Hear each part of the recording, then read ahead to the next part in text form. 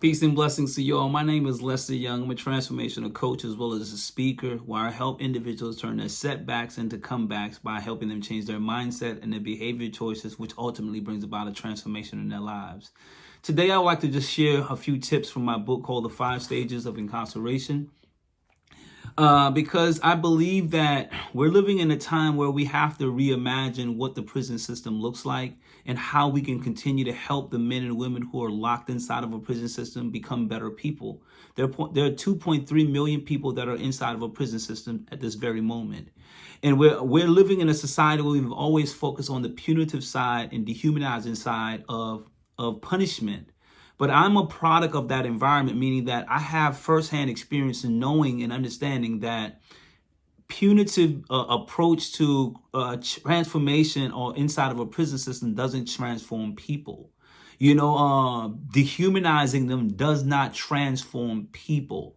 I truly believe that if we approach this in a different way, meaning that we focus more on the restorative piece, helping people understand their own individual trauma and the things that shaped them that led to these behaviors, then we can help them begin to unpack these areas so that as they return, because 90% of those that are currently incarcerated will eventually return back into our communities and into our society. So it's about how do we reimagine this? How do we address this issue? For me, who was sentenced to prison at 19 years old with a life sentence, and I served a total of 22 years and 5 months in the prison system, no one never gave me the playbook on restorative justice. No one never gave me the playbook on the path to redemption. No one never gave me this playbook. It was through me, through the prayers to God and through family praying for me, and finding something in me that just wanted me to find an answer to better understand why I did the things that I did and how could I repair them, right? So what I started doing, maybe my first 3 years, after about 3 years in prison, like bumping my head back and forth and realizing that this is not the lifestyle that I wanted to live, meaning that I knew I was going to be in prison for a total, I didn't know what was the end date of my incarceration because I was given life. But I knew that I needed to make a shift, needed to do something different. So I started journaling. And through my journaling, I discovered my book called The 5 Stages of Incarceration. I found this book through journaling. In the 5 stages, I'm going to share with you in this video, and I'm going to continue to post videos throughout the week about these different stages. But what I realized in prison for me, in order for me to find that path to redemption, that restorative justice, the first thing I needed to do was to break that wall down of shame.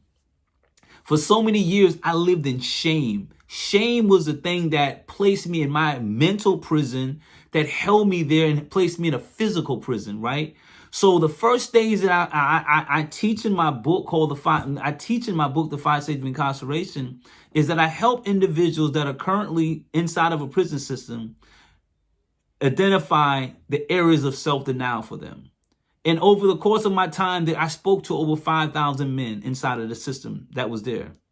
And these are some of the areas that kept coming up in our conversation: abuse, sexual abuse, verbal abuse, physical abuse, addiction, abandonment, hurt, being bullied when they were younger. These were some of the key things that these individuals were in denial about. Denial meaning was an unwillingness to acknowledge that they happened. It's like, I'd rather not speak about it because it will hurt too much if I speak about it. So I'm just going to hold it in, and it's going to create frustration in your life, which leads to another stage that we'll talk about in another part of this video at another time. But the first stage that I help individuals identify in their incarceration is self-denial. It's important that we help individuals walk them through these areas of denial that they have been unwilling to address. Because when a person is unwilling to address the pain and the hurt and the underlying issues that led to the behavior, then they have a greater chance at repeating the same behavior because they don't have a clarity or understanding of what led to the behavior. So was a big challenge for me. Like I said, no one, when they walk into prison, they're given this handbook or this playbook and what you need to do to become a better person. We have to reimagine how we treat those that are incarcerated. We cannot continuously believing dehumanizing policies and practices and punitive policies and practice is going to change people. Studies have shown that does not change people. What changes people is you giving them some tools, some real practical cognitive behavior tools to help them process those areas. As I mentioned, the first stage of incarceration is denial, an unwillingness to address these areas. Individuals need to address their abuse issues, their sexual addictions, their sexual molestations, their addictions that led to certain things. When we help them unpack these things in a restorative way, now we start seeing a shift in their thinking and their behavior that can now begin them on this path to redemption while they're incarcerated. This is just one tip in my book, and please go to my YouTube channel. It'll be in this on top of this video, where you can get more updates on this videos that I share with you all. Because in the next couple of days, I'm going to be sharing tips from my book, The 5 Stages of Incarceration, when it comes down to helping those that are currently incarcerated find restorative justice and a path to redemption while they're serving time, so that they can become more healthier emotionally before they return back into the community and return back as a result of them not addressing these areas. So the first stage of incarceration, when we're working with that population of people, is that we got to help them move from that unwillingness to talk about the pain to being willing to talk about the pain and the hurt.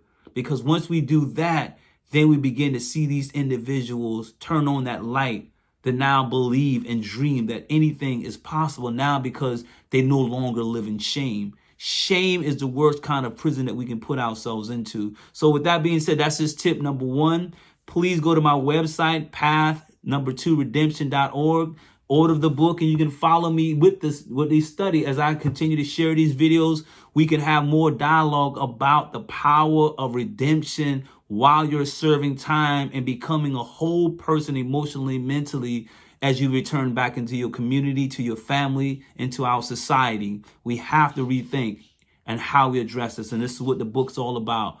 Call of action is helping men and women become better people while they're in prison. So again, go to my website, path2redemption.org, order a copy of the book, and follow along with me as I continue to record these videos and share tips from this book. You guys have a blessed day. Thank you. Peace.